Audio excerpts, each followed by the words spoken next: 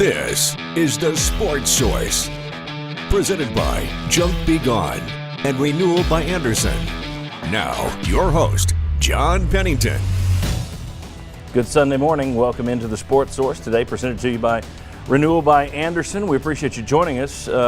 We have a full show. I have these people always ask, what do you talk about in the summer, man? How do you put those shows together in the summer?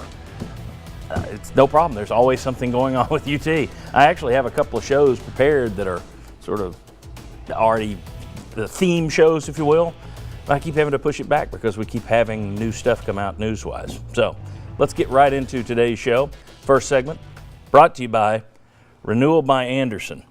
Who has the best replacement windows and patio doors in East Tennessee? Renewal by Anderson. When's the best time to buy them? Right now. Buy one window or patio door, get another 30% off if you schedule by June 30th. No money down, no interest, no payments for 12 months. Can't beat them. Renewal by Anderson. Do me a favor, go out there and check them out at the showroom or zip by rbaknoxville.com. All right, I want to welcome in today's panel. We have right here Bob Hodge. We have Josh Ward and Vince Ferrara, the WNML crew here. And right down there we got Chuck Cavaleris. And I want to start by talking about booze. Actually, it's not booze. It's suds and vino. Only beer and wine. But the SEC reversed course this year. The last 3 or 4 years, you've seen other leagues say, that's fine, let's do it. So you're starting to see more and more colleges out there start to sell alcohol in their stadiums. The SEC has continued to say, well, nobody's even talked about it. We haven't even talked about it. It's not an issue. And then this year, okay, we're doing it. So I think the big issue, it's really two reasons. One, it's harder and harder to get people to go to stadiums. I mean, last year in 2018, college football attendance was at a 22-year low. So if you're not getting to go to stadiums, you're not making as much money, and that's part two of this. One, makes it a little bit more of a fan-friendly scenario, but also you're going to have a new revenue stream to make up for dropping attendance. If you get some of those people back, because now they can imbibe while they're there, and then you're also going to be able to charge $10, $12, $15 a beer. Ouch. People are going to do it. So, Chuck, you've been to ball games. I've seen them where it's $20. Wow. So the question, guys, are you okay with the SEC going booze heavy? And Chuck, you've got an interesting insight because you're an MTSU guy. Right. And MTSU and Memphis are two schools in the state who've already done this. Right. So I'll start with you. Well, I mean, you're leaving money on the table if you don't do it, and there's so many places now that it is available. The key to point out is the policy I've seen is not in the stands. You're not going to have somebody coming by sloshing a beer and spilling on you in the stands. You're going to have beer and wine kind of like gardens, over 21 only, so it's not going to be students. The studies have shown it really curtails some of the drinking at the tailgates. That's been one of the benefits people didn't really see. And then the key at MTSU, John, is they get a wristband. You know, you check the ID. Of course, you still get around that somehow, but you get an ID with 3 tabs on it. You're limited to 3, one beer, wine, whatever. Only 3. And it works so well because at the end of the third quarter, it's cut off.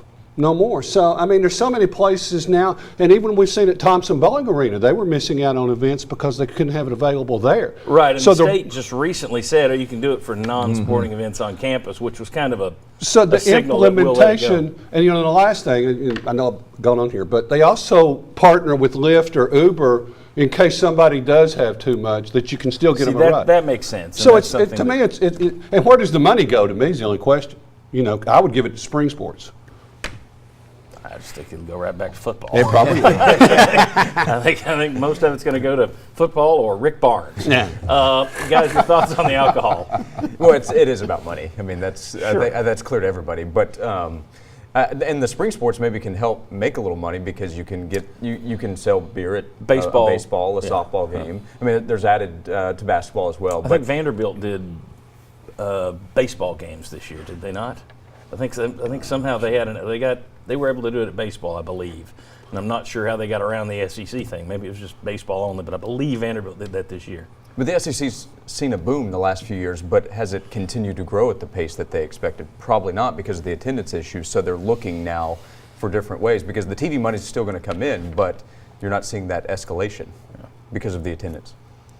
Yeah, I think the big thing is definitely the money, but it also prevents the binge drinking, and like Chuck was talking about, it helps with that because you're not. I think it helps prevent it. I don't know that it will prevent it altogether. It helps prevent it. Yeah. So I think those things have shown in the 55 schools that already allowed alcohol sales that you didn't have as many incidents there. And look, the SEC was the final conference that didn't have that prevented it. And I like the fact that it's also school by school, so each university can make its own determination. The real test case that I think opened a lot of eyes was West Virginia. Yeah. Because West Virginia fans are known to, it's a little, for SEC fans, they're the LSU of the rest of the nation. They get a little rowdy, they get a little wild, and they went ahead and said, all right, we're going to sell beer in the stadium.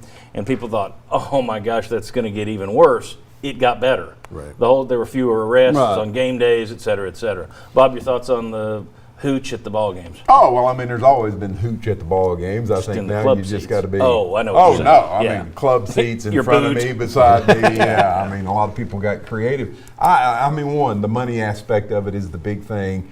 And two, I mean, I've seen people who have, before a game starts, they guzzle what alcohol they have out at their tailgate. Right. Because this is it for the day. So maybe you don't have that, and like you all were saying, it makes things a little bit better. I don't want it to just be a wine garden or a beer garden or something. I think put it in the concession stand, sell it, you can carry it back to your seat with you. Here's what they said for stipulations. This is what the SEC laid out, and you guys can react to these. It cannot be sold by vendors in seating areas. Now, I don't know that, I didn't see that the SEC said it must be. That must be what MTSU That's what is doing. MTSU does. Right. This simply says that it can't be sold by vendors going around seat to seat. There's going to be designated areas to buy it. It has to be poured into a cup, so it's not going to be, I'll buy a big can or an entire box of wine. No liquor, just beer and wine, as I mentioned. ID checks are required for every purchase. No word yet on how many drinks can be bought in one purchase by one person. So can somebody get two, one for you and one for a friend, two for them? Can they say, I'll take 5, walk out? Football can sell through the end of the third quarter. SEC basketball games, they'll sell through the 12-minute timeout in the second half for basketball. 75% of each sport. Yeah. So, thank you for the math. Or roughly 3/4. Roughly. The gist, though, I think that allowing, as you mentioned, Vince, allowing each school to kind of set their own parameters that fit their needs, I think that makes sense. Because some of these big stadiums are different than the smaller stadiums in terms of the setup. Yes. I just think it makes a lot of sense. See, a place like a Missouri, for example, or Vanderbilt, where you have that berm on one end of the field where people can do that group seating, maybe that would make for a beer/wine section. I mean, everybody's different, so I like the SEC's approach here that, look, anything within these boundaries is cool. Here are the boundaries. You run away, you run around as much as you like inside them. I think that makes sense. Yeah, Florida I think is set up for it already. I think they're going to be one of the first ones to do it. And then I saw a release from Alabama this week that said, you know what, we're very happy with our game day atmosphere. Certainly helps that they're winning and selling the place out. But they said we don't envision any changes. I say Auburn and Alabama. Both said they're not going to do it right now. Right. Okay. All right. One interesting thing, I'll tell you a little trick to TV.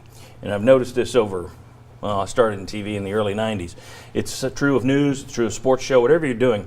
If you're in a studio during a live show and a fly is anywhere in the building, it will come on set. There's a huge room here. WAT's news set is over there. Is it buzzing over there? No, it's over here.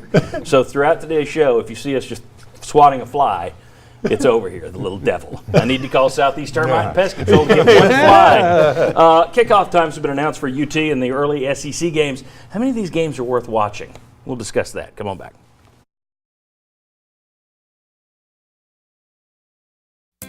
McLean's Painting, Knoxville's #1 painters since 1999. We turn your dream home into your reality. Visit McLeansPainting.com or call 769-8134 to set up your free estimate.